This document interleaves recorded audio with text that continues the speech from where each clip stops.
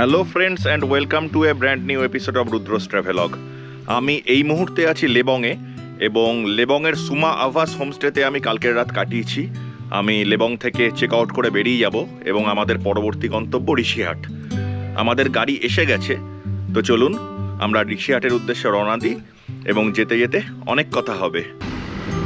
লেবংকে বিদায় জানিয়ে আমরা এগিয়ে চলেছি ঋষিহাটের উদ্দেশ্যে। দার্জিলিং থেকে ঋষিহাট আমরা যে রাস্তা দিয়ে যাব সেই রাস্তাতেই আমাদের কয়েকটি বিখ্যাত স্পট পড়বে, তার মধ্যে অন্যতম হচ্ছে রক গার্ডেন। তো সবার আগে আমরা রক গার্ডেনটা দেখে নেব এবং তারপর গঙ্গামাইয়া পার্ক এবং তারপর আমরা ঋষিহাটে ঢুকবো। এদিকে ওয়েদার কিন্তু ভালো নয়, আকাশ মেঘাচ্ছন্ন, এক পশলা বৃষ্টিও হয়ে গেল। মার্চ মাসে পাহাড়ে এসে এরকম বৃষ্টি পাবো এটা কিন্তু আশা করিনি। মার্চ মাসে মোটামুটি এই এরিয়া আকাশ পরিষ্কার পরিচ্ছন্ন থাকে, কাঞ্চনজঙ্ঘাও দেখা যায়। তো আনএক্সপেক্টেড যে এরকম মেঘ বৃষ্টি পাচ্ছি, কালকেও মেঘ পেয়েছি, আজকেও মেঘ পেলাম।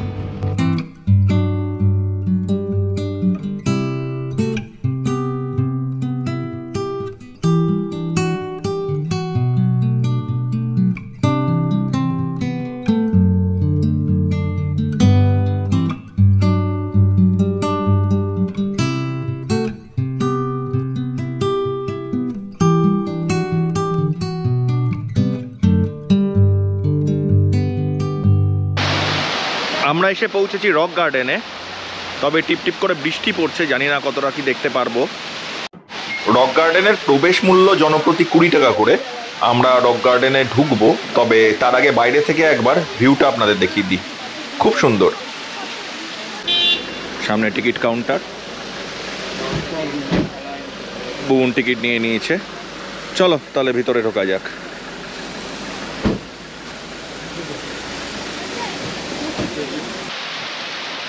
দেখতে পাচ্ছেন রক গার্ডেন ওয়াটারফলস। যারা ছবি তুলতে পছন্দ করেন তাদের জন্য কিন্তু এই জায়গাটি আদর্শ।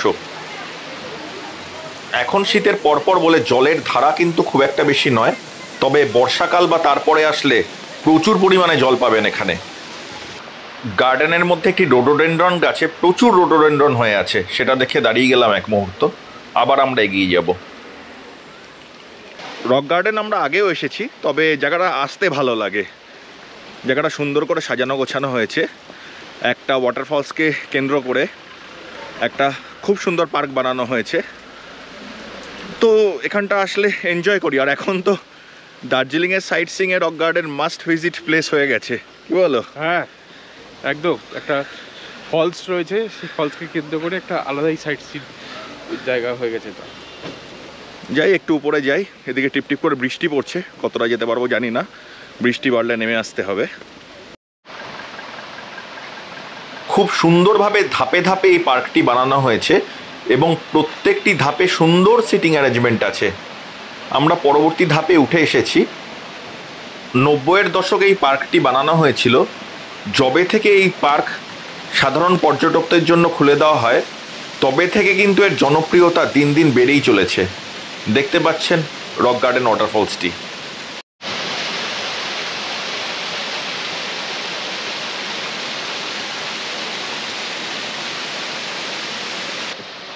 এবার আপনাদের এখান থেকে চারপাশের একটা 360 ভিউ দেখাই। জায়গাটা কিন্তু খুব সুন্দর, যদিও আকাশ মেঘাচ্ছন্ন এবং টিপটিপ করে বৃষ্টি পড়ছে, তাও খুব ভালো লাগছে।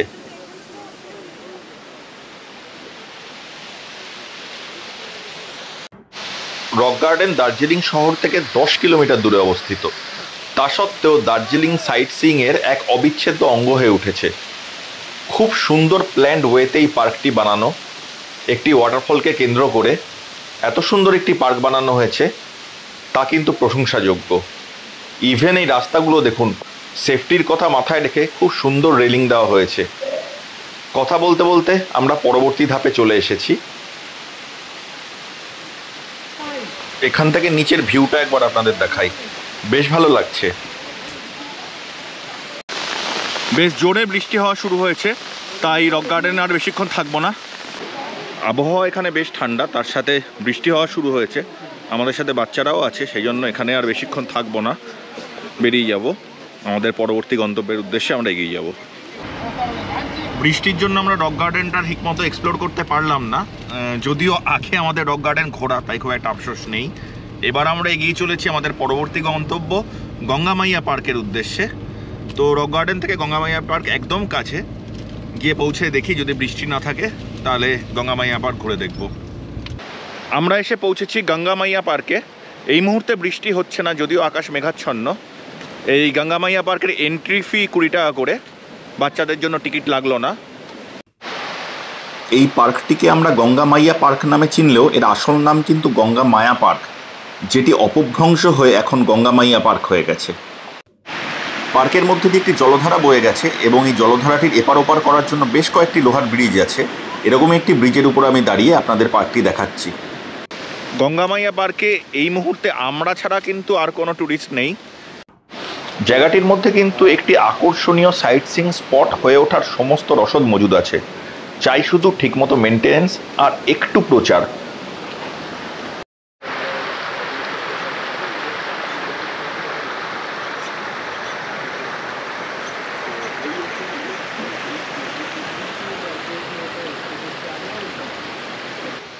একদমই মেনটেন্যান্সের অভাব। দেখুন বসার বেঞ্চগুলোর কি অবস্থা হয়েছে। প্রাকৃতিক সৌন্দর্যের দিক থেকে কিন্তু এই পার্কটি কোনো অংশে কম নয়, শুধুমাত্র যেটা বললাম প্রপার মেনটেন্যান্সের অভাব। আবার ঝিরঝির করে বৃষ্টি শুরু হয়েছে, তাই আর বেশিক্ষণ এখানে থাকবো না। গঙ্গামাইয়া পার্ক থেকে এবার আমরা বেরিয়ে যাচ্ছি এবং সোজা চলে যাব ঋষিহাটে। আমরা এগিয়ে চলেছি ঋষিহাটের দিকে।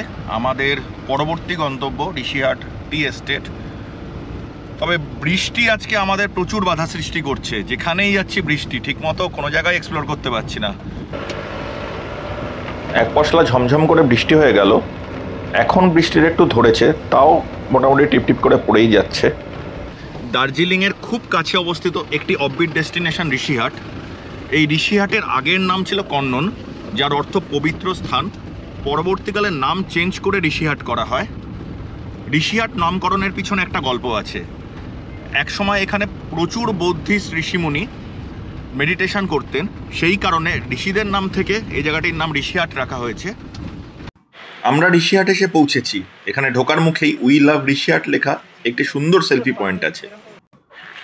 এখনো বেশ জোরে বৃষ্টি হচ্ছে, তাই এখানে আর বেশিক্ষণ আমরা থাকবো না, আমরা এগিয়ে যাব। আর সবার প্রথম যাব ঋষিহাট টি এস্টেটে।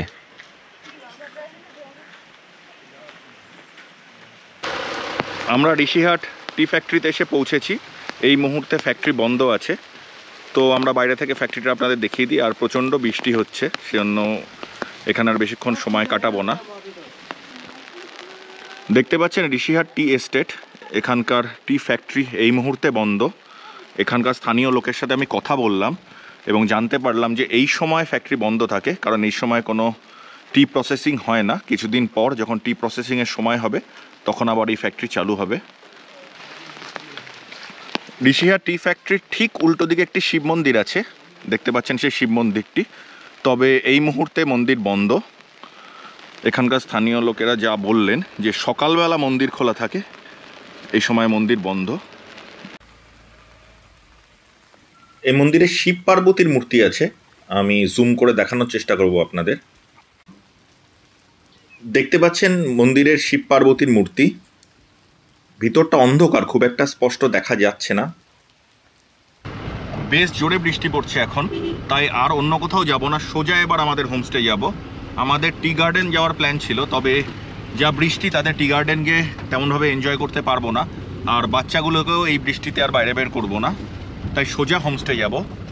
আমাদের আজকের থাকা রাস্তা না, কল্যাণ মাউন্ট নেস্ট হোমস্টে। আমরা এসে পৌঁছেছি কল্যাণ মাউন্ট নেস্ট হোমস্টেতে। আমার পিছনে হোমস্টের প্রবেশদ্বার এবং আমাদের সিঁড়ি দিয়ে বেশ খানিকটা নিচে নামতে হবে। হোমস্টেতে ঢোকার আগে এখান থেকে কেমন ভিউ পাওয়া যাচ্ছে সেটা একবার আপনাদের দেখিয়ে দিই। উল্টো দিকের পাহাড়টাই দার্জিলিং, যেটা বর্তমানে মেঘাচ্ছন্ন, কিচ্ছু দেখা যাচ্ছে না। বেশ খানিকটা সিঁড়ি দিয়ে নেমে যেতে হবে, তারপর আমাদের রুমগুলো। আমি নিচে যাই, নিচে গিয়ে আপনাদের রুম দেখাবো। দেখতে পাচ্ছেন কল্যাণ মাউন্ট নেস্ট হোমস্টের পুরনো বিল্ডিং, তবে এই বিল্ডিংয়ে আমরা থাকবো না। এখানে দুটো নতুন রুম বানানো হয়েছে, এই রুম দুটো। আমরা এই রুম দুটো বুক করেছি।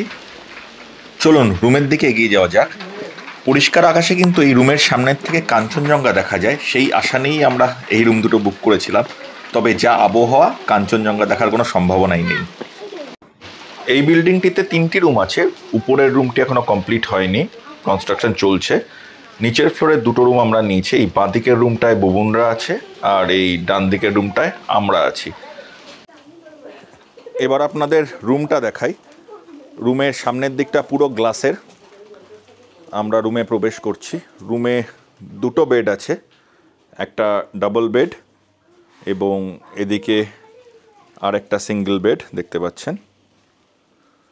একটি টেবিল আছে এবং 4টি মোড়া টাইপের দেওয়া হয়েছে।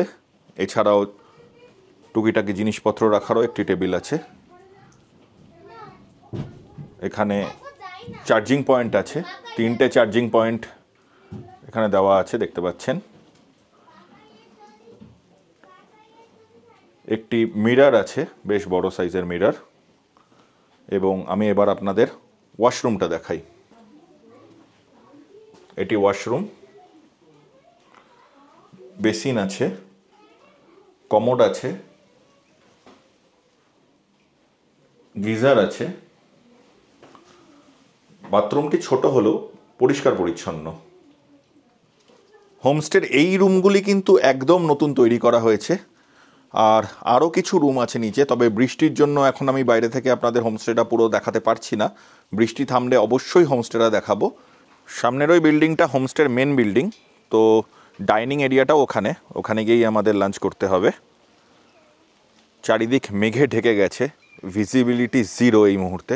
দেখতে পাচ্ছেন সামনের পাহাড় কিচ্ছু দেখা যাচ্ছে না, পুরো মেঘে ঢাকা সামনেটা। এখান থেকে কিন্তু দার্জিলিং শহরের একটা দারুণ ভিউ পাওয়া যায়, বিশেষ করে রাতে যখন দার্জিলিং শহরে লাইটগুলো জ্বলে ওঠে, দুর্দান্ত লাগে। এবং সামনে, মানে আমার ঠিক সামনে যে জায়গাটা এখন দেখাচ্ছি, মেন বিল্ডিংয়ের পিছনে ওদিকটায় কাঞ্চনজঙ্ঘা দেখা যায় পরিষ্কার দিনে। তবে আজকে বা কাল সকালে এরকম ওয়েদার থাকলে কাঞ্চনজঙ্ঘা দেখার কোনো আশা নেই। প্রচণ্ড খিদে পেয়েছে, আমরা লাঞ্চ করতে চলে এসেছি। বৃষ্টিটা একটু ধরেছে মনে হচ্ছে, তবে মেঘলা এবং প্রচণ্ড কুয়াশা আছে। লাঞ্চ সার্ভ হয়ে গেছে। লাঞ্চে কি কি আইটেম আছে আমি আপনাদের দেখাই। কি আছে লাঞ্চে? এখানে উচ্ছে ভাজা দিয়েছে, ডাল দিয়েছে, সয়াবিন দিয়েছে, ডিমের ডালনা দিয়েছে, আর এখানে পেঁয়াজ দিয়েছে। আর ভাতটা খুব সুন্দর করে গোল করে দিয়েছে।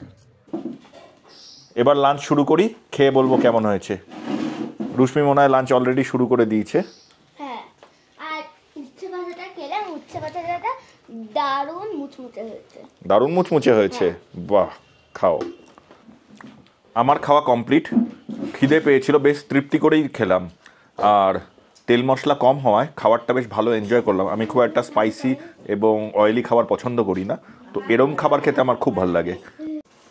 পিহু, খাবার কেমন লাগলো? খুব ভালো লেগেছে। কোনটা সব থেকে ভালো লাগলো? ডিম। ডিম।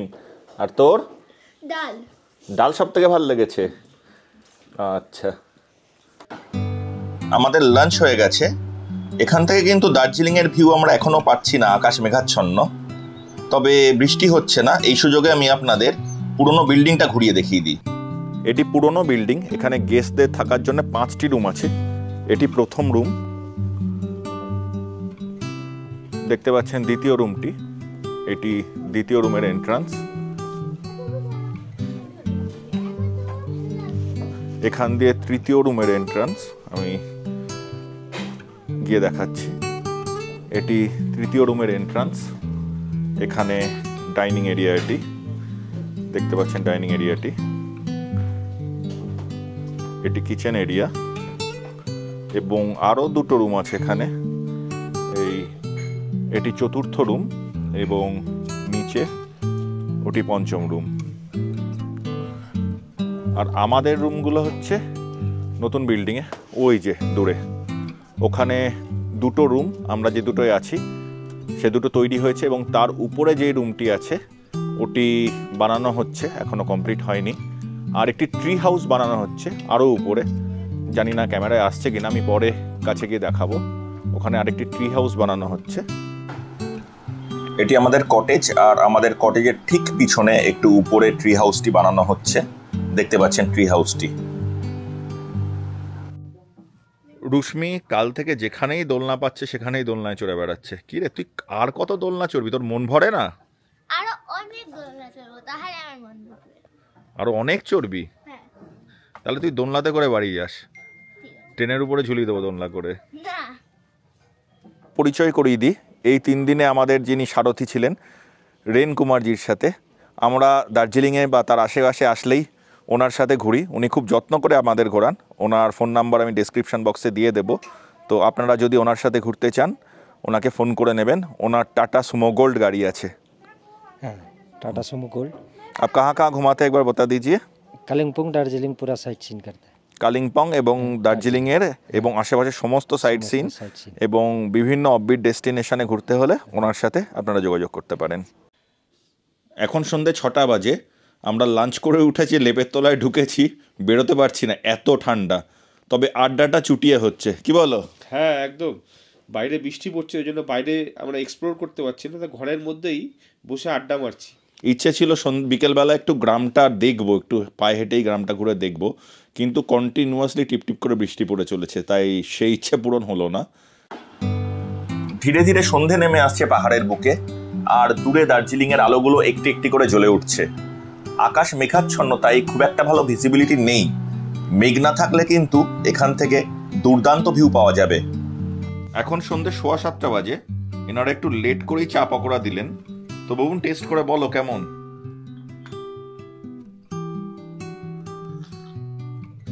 চাটা খুব সুন্দর করেছে। পকোড়া টেস্ট করো।